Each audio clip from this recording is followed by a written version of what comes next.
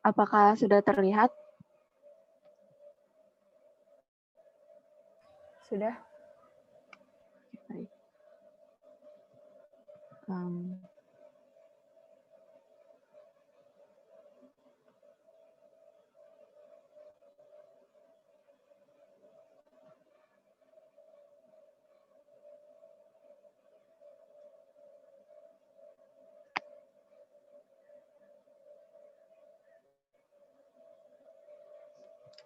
Baik, yang pertama ada judulnya yaitu Gambaran Umum dari Wirausaha. Jadi nama saya Fatia Rizky Gustira, saya dari SMK Semak Bogor. Lalu ini ada materi-materi yang akan saya sampaikan. Ada 4 materi pokok yaitu definisi, tujuan dan manfaat, dampak, dan 4 hal penting. Yang pertama ada definisi.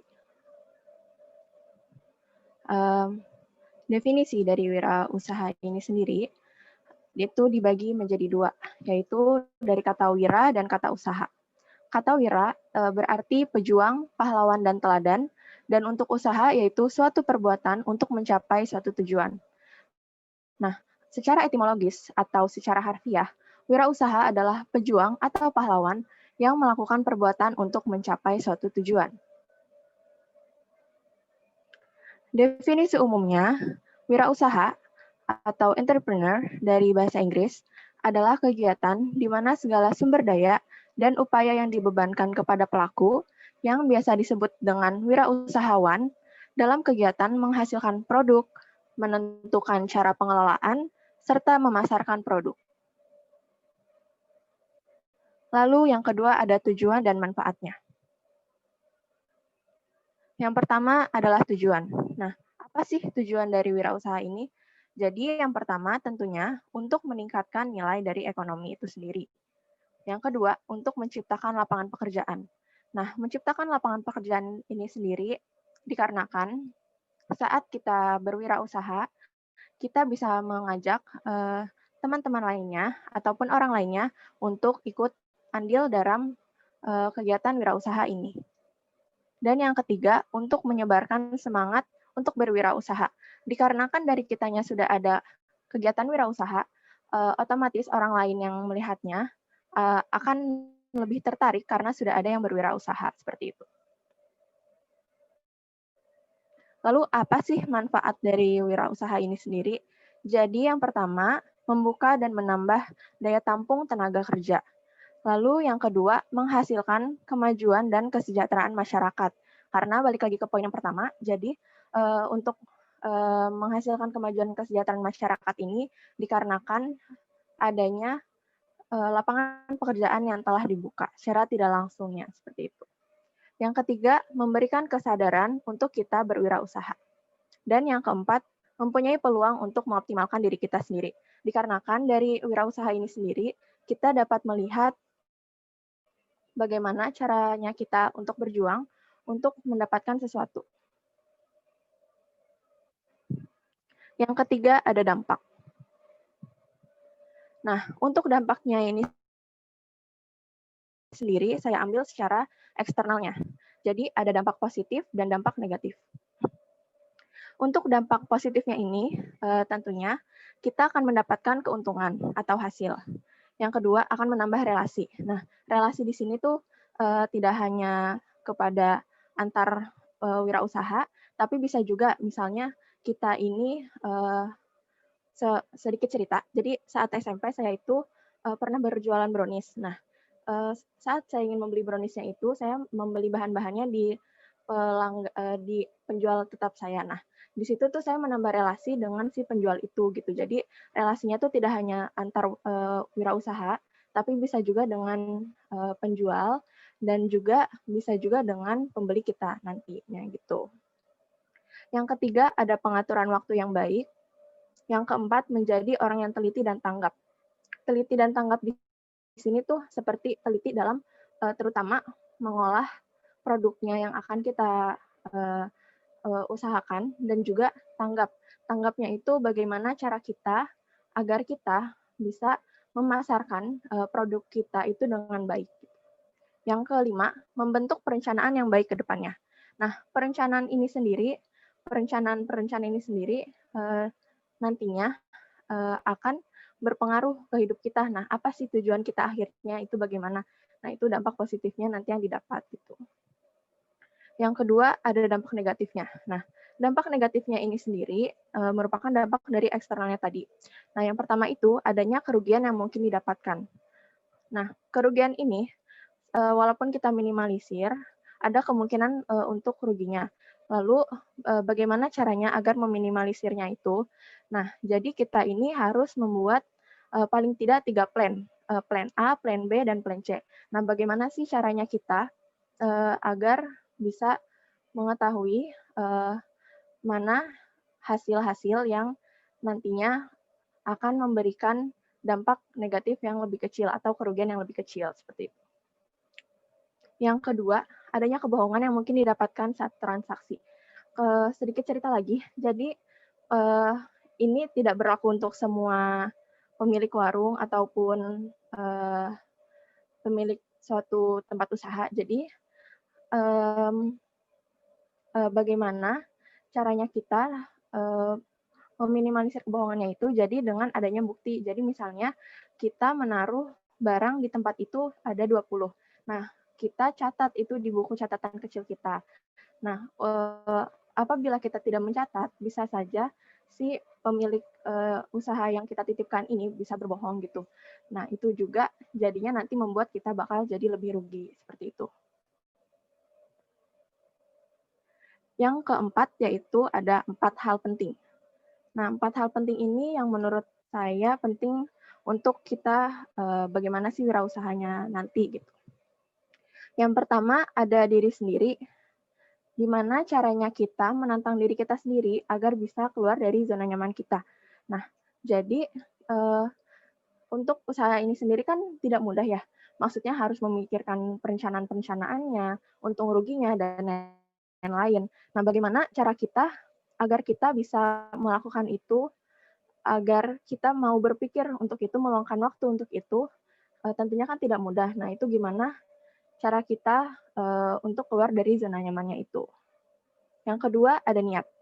Niat yang kuat dan teguh pendirian. Nah, jadi untuk niat ini harus kuat. Kenapa? Karena pasti ke depannya akan banyak cobaan. Maksudnya tidak selalu mulus. Ada naik, ada turunnya juga. Nah, itu gimana cara kita tetap yakin untuk tetap berusaha. Nah, untuk gimana sih kuat dan teguhnya gitu? Nah, kita itu harus ingat tujuan akhir kita tuh apa? Tujuan kita untuk berwirausaha tuh apa? Entah untuk misalnya ada yang mau kuliah untuk biaya kuliah, untuk memulai usaha seperti itu. Jadi hal-hal apa aja sih yang kita pengen capai seperti itu. Lalu yang ketiga ada tindakan. Nah, tindakan di sini itu terdiri dari langkah awal, faktor pembeli dan hasil. Nah, langkah awalnya di sini kita harus memikirkan produk apa yang akan kita usahakan dan juga apa saja barang-barang yang dibutuhkan dan juga apa saja untung rugi yang kira-kira akan didapatkan. Nah, faktor pembeli. Faktor pembeli di sini itu bagaimana kita mengetahui apa sih yang diinginkan pembeli. Misalnya seperti jualan brownies. Ada tidak yang misalnya tidak suka keju atau tidak suka kacang mede dan lain-lainnya seperti itu. Itu tidak hanya berlaku untuk brownies saja, tetapi berlaku juga untuk misalnya ingin berjualan pakaian. Nah, ada tidak yang misalnya tidak suka bahan yang misalnya agak kasar misalnya, padahal itu untuk luaran dan lain-lainnya itu, dan itu juga harus disurvei gitu, agar kita tahu nantinya untung dan rugi yang kira-kira kita dapatkan tuh berapa sih. Lalu hasilnya. Nah, hasilnya ini didapatkan apabila kita mengurangi nilai hasil kita dengan modal kita sendiri. Nah, itu nanti didapatkan hasil keuntungannya gitu. Yang keempat, ada resiko. Nah, kita ini harus berani untuk mengambil resiko saat berwirausaha, dikarenakan pastinya akan banyak resiko dan banyak juga rintangan-rintangan ke depannya. Dan gimana caranya kita survive, biar kita bisa nanti bisa nanti mencapai tujuan akhir kita itu, yang pastinya harus dengan niat dan tindakan yang baik juga, seperti itu. Sekian dari saya, terima kasih.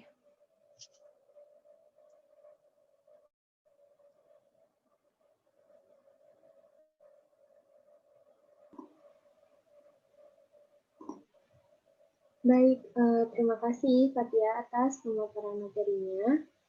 Sebelum melanjutkan, nanti presensinya mungkin bisa langsung di-share ke kolom chat ya. Sekarang kita beralih ke sesi kedua, yaitu sesi tanya-jawab. Silakan bagi yang ingin bertanya, boleh raise hand, langsung unmute, atau ketik pertanyaannya di kolom chat.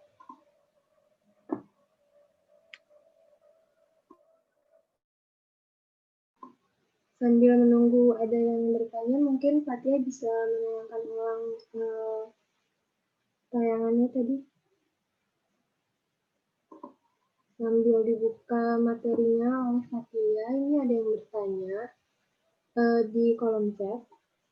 Apa bedanya wirausaha dengan pembisnis?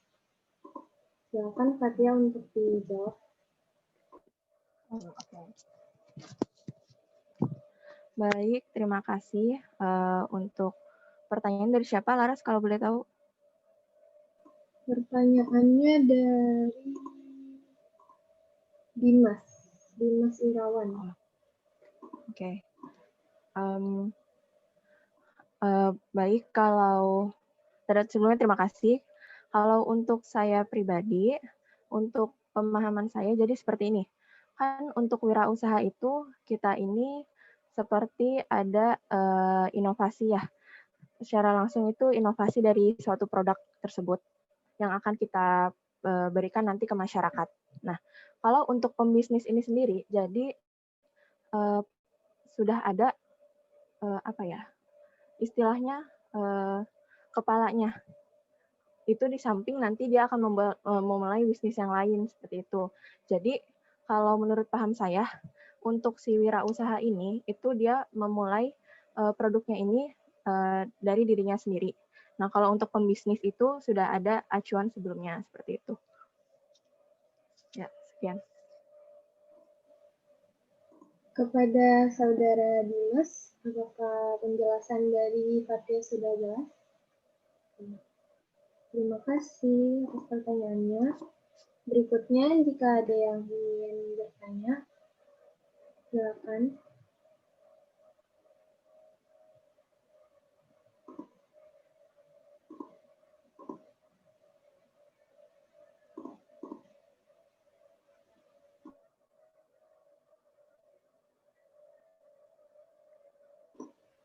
Sambil menunggu pertanyaan kedua, mungkin Fatia bisa mengulangi ulang pemaparan materi yang tadi telah disampaikan.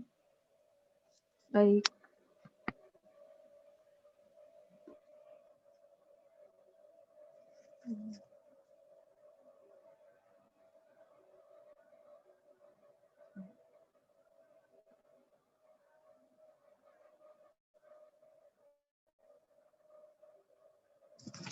Layarnya gelap ya? Terlihat tidak layarnya? Iya, gelap gitu. Oke, sebentar ya. Oke.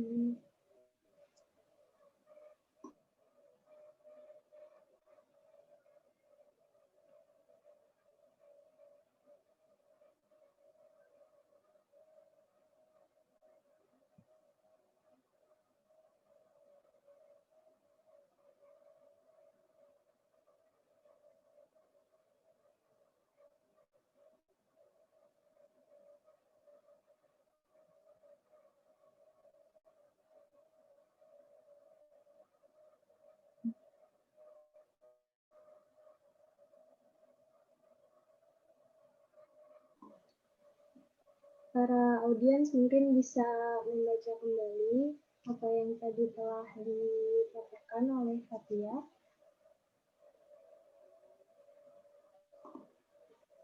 Nah, ini ada pertanyaan kedua dari Muhammad Yasir. Bagaimana cara mempertahankan produk kita agar tetap dapat menjawab atau sesuai dengan keinginan pasar? Silakan untuk Fatia, bisa langsung jawab. Baik, terima kasih atas pertanyaannya. Jadi, bagaimana caranya untuk mempertahankan ya? Nah, pertama, untuk mengetahui tentang kondisi pasar kan tentunya kita harus survei dulu ya, seperti yang tadi telah saya katakan. Nah, surveinya itu tuh kayak nggak ke 1-2 orang doang. Jadi entah kita mengamati, entah kita mencari tahu lewat individunya juga seperti itu. Nah, gimana nanti kita akan mengetahui hal-hal itu, lalu juga kita harus mencari pelanggan tetap. Kenapa pelanggan tetap ini penting? Karena apabila sudah ada pelanggan tetap, artinya untuk penjualan kita ke depannya sudah kemungkinan ada tuh misalnya ada 5 pelanggan tetap, berarti ada 5 kemungkinan yang akan diambil gitu loh. Dan juga kita gimana caranya kita agar kita ini bisa meyakinkan pelanggannya agar kualitasnya tetap sama, tetapi harganya juga misalnya disesuaikan seperti itu. Jadi kitanya juga memiliki pelanggan, mereka juga percaya ke kitanya seperti itu. Kepada Saudara Muhammad Yasir, apakah jawaban dari Fatia sudah jelas? Mungkin sudah jelas ya. Kita lanjut ke pertanyaan ketiga dari Doli. Pertanyaannya adalah apa perbedaannya antara selling, marketing, dan branding? Kepada Fatia, silakan untuk langsung dijawab. Oh, baik. Maaf, bisa diulang tadi yang pertanyaan awalnya? Pertanyaannya, apa perbedaan antara selling, marketing, dan branding? Oh, baik. Baik, terima kasih dari Doli ya tadi pertanyaannya. Jadi untuk selling ini sendiri yang menjualnya. Jadi secara tidak langsung dia tuh istilahnya distributor. Jadi kayak yang menjualnya dari satu tempat, entah itu satu tempat ke tempat lainnya atau dari satu individu ke individu lainnya, seperti itu. Itu untuk selling. Nah, untuk marketing ya tadi kedua. Marketing itu pemasaran kan. Nah, pemasarannya ini gimana caranya mereka, balik lagi ke yang pertanyaan sebelumnya, bagaimana cara mereka untuk memasarkan, untuk memberitahu orang-orang bahwa ada nih produk ini nih, kalian harus tertarik. Nah, itu gimana caranya marketing melakukan hal-hal itunya. Gimana caranya marketing untuk memasarkannya, untuk meyakinkan para pembelinya, seperti itu. Lalu terakhir tadi selling, marketing, dan maaf bisa diulang, selling, marketing, dan Yang terakhir tadi branding. oh ya, oke, terima kasih, branding. Nah, branding itu tuh tentang produknya kan, tentang brandnya. Apa sih yang mau dijual, apa sih yang mau kita bentuk, apa sih yang mau kita buat. Nah, itu tuh bagian branding. Nah, gimana si brandingnya ini tuh dia termasuk mencari bahannya, termasuk membuatnya, dan lain-lainnya seperti itu. Baik, terima kasih Fatia atas jawabannya. Kepada Doli, apakah jawaban dari Fatia sudah cukup jelas? Ya, sudah. Terima kasih. Baik. Untuk pertanyaan berikutnya, dari Dimas Irawan lagi. Pertanyaannya adalah, sebelum kita memasarkan produk, hal yang perlu dilakukan oleh wirausahawan adalah analisis pasar. Menurut Anda, menurut Fatia, target pasar yang tepat ketika berwirausaha itu ke siapa dan bagaimana menentukan target pasar yang tepat? Silakan untuk Fatia segera dijawab pertanyaannya. Ya, terima kasih. Untuk target pemasarannya itu kita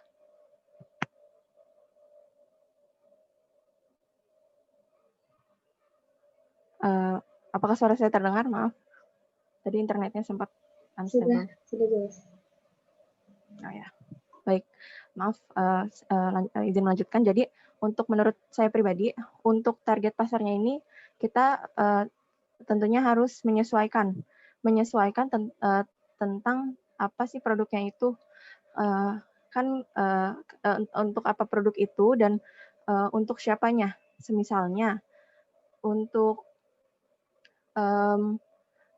vitamin misalnya, untuk penjualan vitamin yang misalnya terbuat dari perasan jeruk, misalnya seperti itu kan vitamin C ya. Nah itu kita jualnya berarti kan otomatis ke yang membutuhkan vitamin, seperti misalnya yang membutuhkan vitamin itu orang-orangnya seperti apa sih, yang misalnya ke lingkungan yang misalnya memiliki keluarga, lalu juga ke orang-orang yang semisalnya sering kena penyakit yang kurang vitamin C seperti itu. Jadi maksud saya untuk target pemasarannya itu kita harus menyesuaikan terhadap produknya itu sendiri. Kita tuh mau menjual apa dan juga memasarkannya juga harus menyesuaikan dari si produknya itu gitu. Baik, terima kasih Fatia atas jawabannya. Kepada Saudara Dimas, apakah jawaban dari Fatia sudah cukup jelas?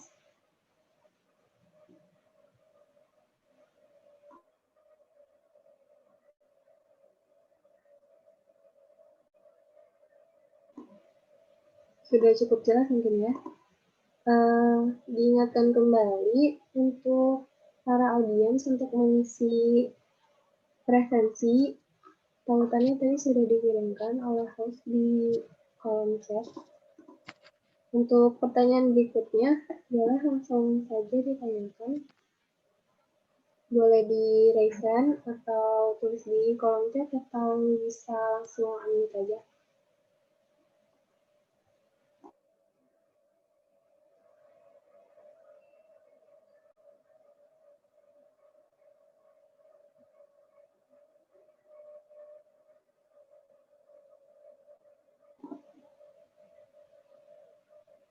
Sebelum berlanjut ke pertanyaan berikutnya, mungkin saya mau bertanya ke Fatia, kira-kira ada nggak dari Fatia kayak motivasi buat kita selagi kondisinya seperti ini, untuk mungkin motivasi dari Fatia buat kita memulai wirausaha sendiri gitu.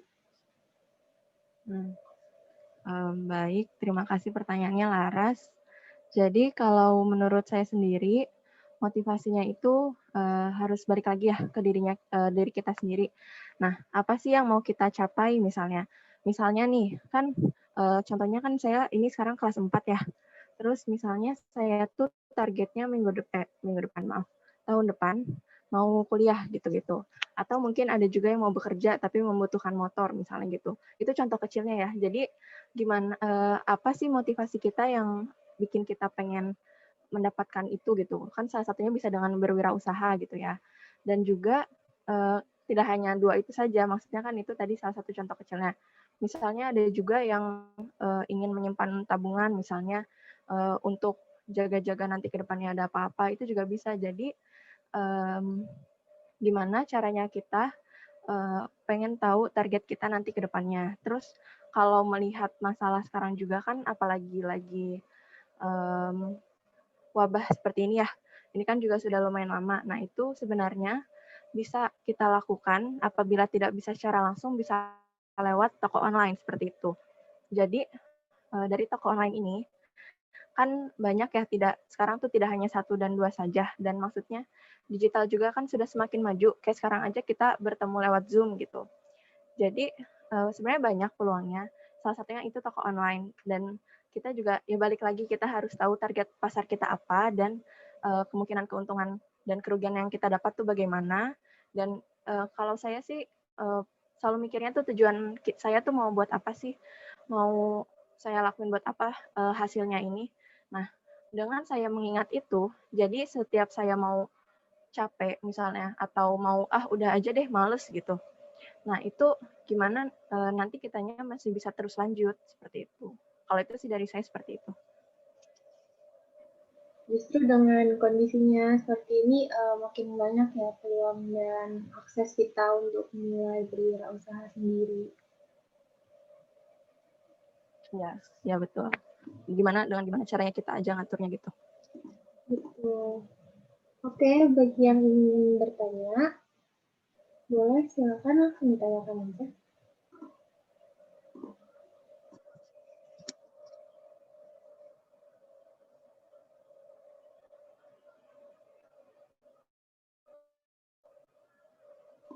Atau mungkin bisa dilanjutkan penayangan ulang pemaparan materi ini.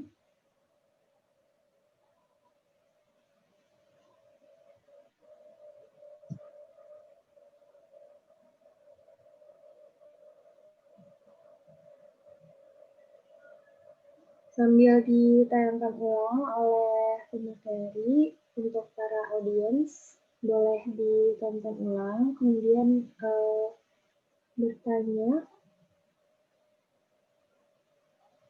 Silakan bagi yang ingin bertanya, langsung aja di-unmute atau lewat kolom chat.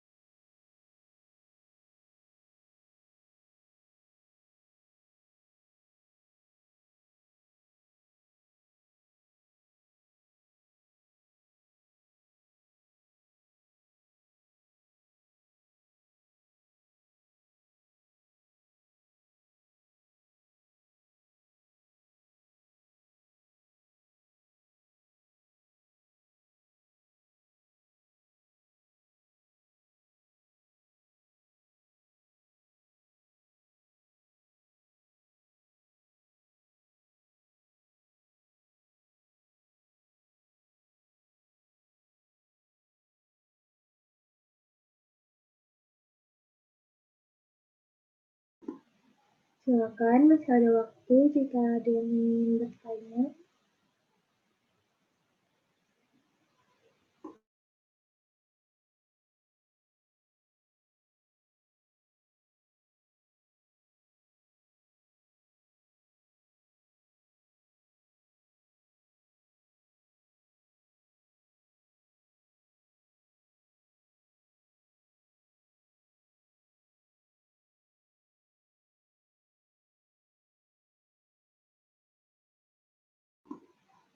Jika sudah tidak ada pertanyaan lagi, untuk Saudari Fatia mungkin ada closing statement dari pemaparan materi sebelumnya. Kalau dari saya sendiri, saya juga masih belum jago banget ya untuk berwirausaha. Cuman berani mulai aja sih, karena sebenarnya lebih banyak keuntungannya kok dari kerugiannya, asal kitanya berani ngambil resiko dan niatnya kudu kuat juga. Jadi ya coba lakuin dulu aja apabila udah terlintas gitu. Coba cari tahu gitu. Oke, terima kasih Saudari Fatia atas pemberian materinya tadi dan juga pemberian closing statement. Diingatkan kembali untuk semua partisipan mengisi presensi yang sudah dikirim ulang oleh host di kolom chat.